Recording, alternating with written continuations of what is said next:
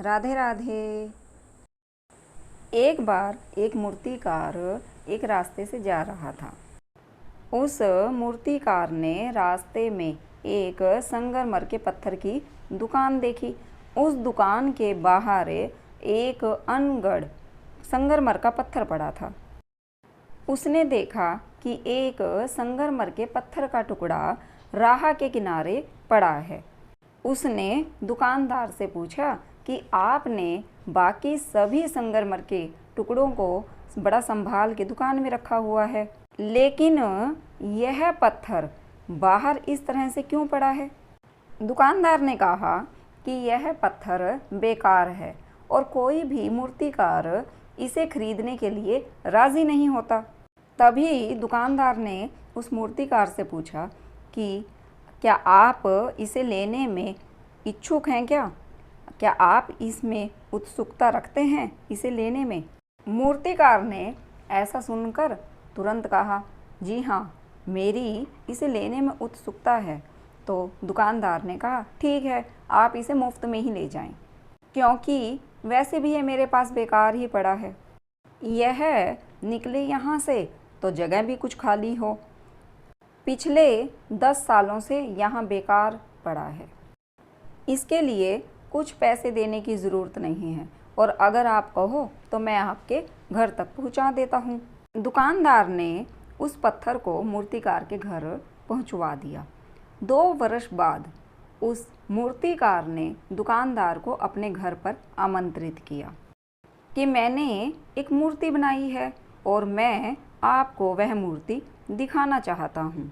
दुकानदार उस पत्थर की बात को भूल गया था, लेकिन एक मूर्तिकार के बुलाने पर दुकानदार उस मूर्तिकार के घर गया और उसने वहाँ एक इतनी शानदार मूर्ति देखी कि ऐसी मूर्ति पहले कभी किसी ने नहीं बनाई थी।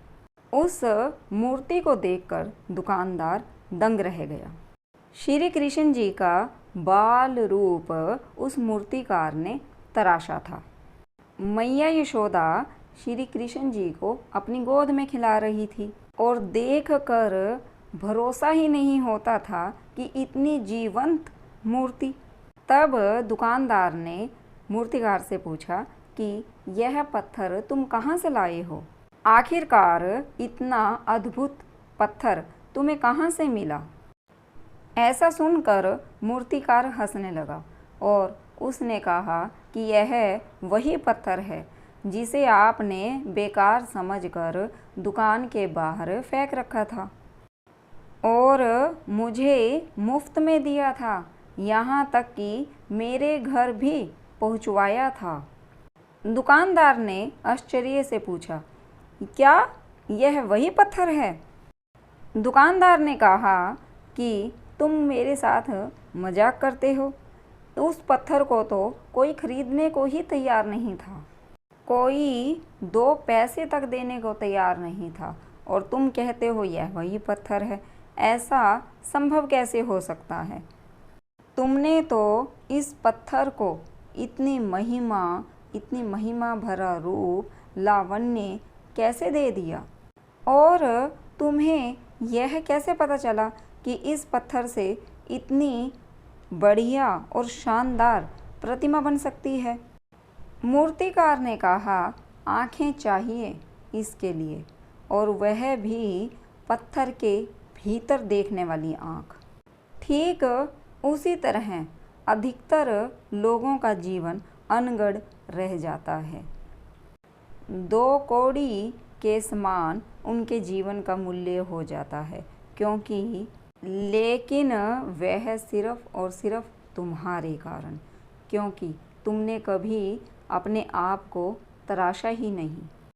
तुमने अपनी ज़िंदगी को संवारने के लिए कभी छेनी नहीं उठाई, कभी हथौड़ा नहीं चलाया और तुमने अपने आप को कभी गढ़ा ही नहीं।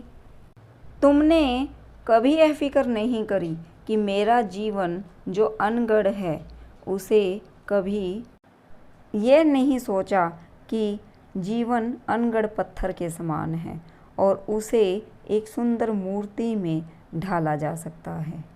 एक सुंदर मूर्ति बन सकती है। इसके भीतर छिपा हुआ सुंदर सा भगवान प्रकट हो सकता है और इसमें छिपा हुआ ईश्वर रूपी भगवान के दर्शन साक्षात स्वयं मनुष्य कर सकता है। मूर्तिकार के जो शब्द थे वह यह थे कि मैंने तो कुछ किया ही नहीं। मैं जब उस रास्ते से गुजर रहा था तो मुझे इस पत्थर के भीतर छिपे हुए भगवान ने पुकारा था।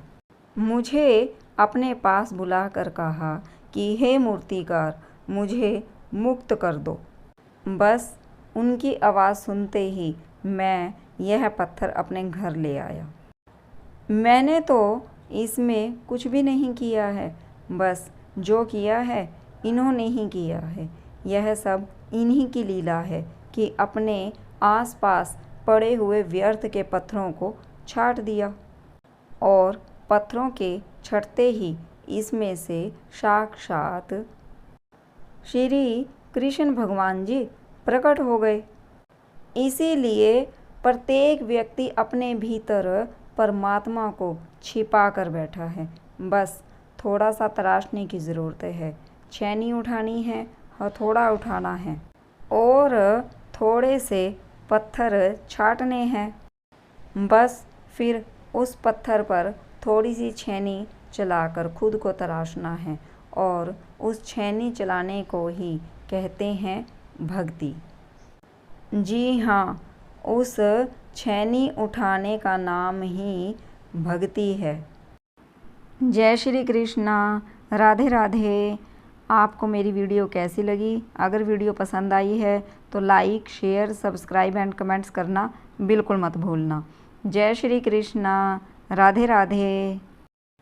प्लीज़ वीडियो को like, share, subscribe and comments ज़रूर कर दीजिए।